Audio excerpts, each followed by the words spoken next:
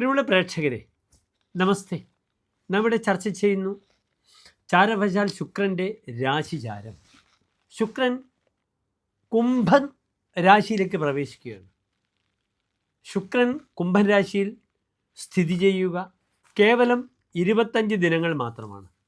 പക്ഷെ എന്തുകൊണ്ട് ബുധനും ശുക്രനും ചൊവ്വയുമൊക്കെ രാശികൾ മാറുമ്പോൾ നാം സൂക്ഷ്മമായി വിചിന്തനം ചെയ്യുന്നു എന്ന ചോദ്യം എൻ്റെ പ്രേക്ഷകർക്കുണ്ടാകാം.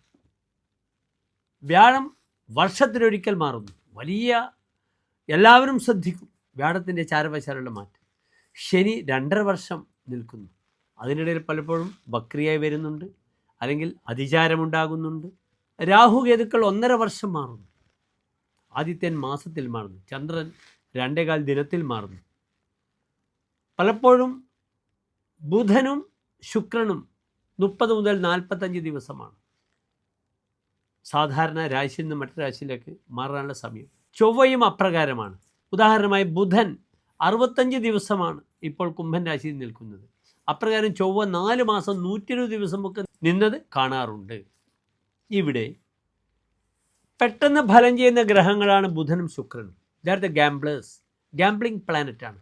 അതുകൊണ്ടാണ് സൂക്ഷ്മമായി നാം ഇങ്ങനെയൊരു ചിന്ത നടത്തുന്നത്. ഓരോ രാശിക്കാർക്കും ഏത് രീതിയിൽ ഗുണം വരാമെന്ന ചിന്ത. 1201 മകരമാസം 23-ാം തീയതി മുതൽ കുംഭമാസം 17-ാം തീയതി വരെയുള്ള, അതായത് 2026 ഫെബ്രുവരി 6 മുതൽ മാർച്ച് 1 വരെയുള്ള 25 ദിനങ്ങളാണ് കുംഭൻ രാശിയിൽ നിൽക്കുക. ശുക്രനെ കൊണ്ടാണ് നാം ഭൗതിക സുഖവുമായി ബന്ധപ്പെടുന്ന എല്ലാ വിഷയങ്ങളും ചിന്തിക്കുക. Venus is the materialist planet. വ്യാഴമാണെങ്കിൽ ഇസ് എ സ്പിരിച്വൽ പ്ലാനറ്റ്.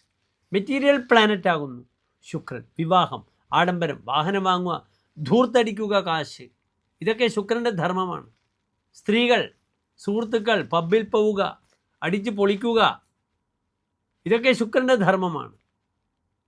നാം ഇവിടെ ചർച്ച ചെയ്യുന്നു മേടം മുതൽ മീനം വരെയുള്ള 12 രാശിക്കാർക്കും ഈ ശുക്രൻ എപ്രകാരം ശുഭാശുഭ ഫലങ്ങളെ പ്രദാനം ചെയ്യുന്ന വിഷയം എൻ്റെ പ്രിയപ്പെട്ട പ്രേക്ഷകർ ശ്രദ്ധിക്കുക.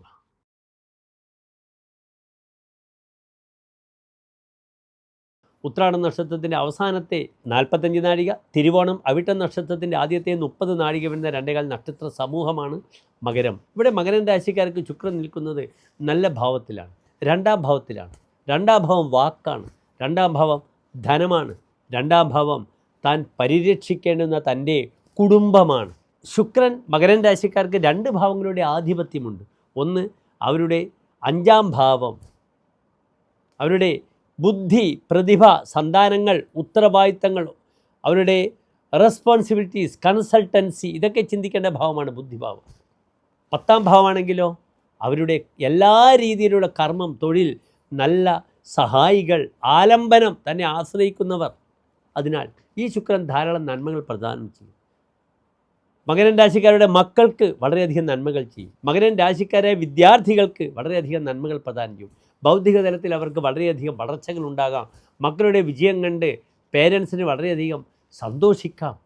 സ്വതവേ മകരം രാശിക്കാരുടെ സ്വഭാവമാണ് നിത്യം ലാളയതി സ്വധാരതനയാൻ.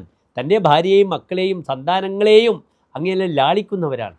അതിനാൽ മക്കളുടെ നല്ല പ്രവർത്തനങ്ങളിലൂടെ അച്ഛന് സന്തോഷം ലഭിക്കും, പേരൻസിന് സമാധാനം ലഭിക്കും.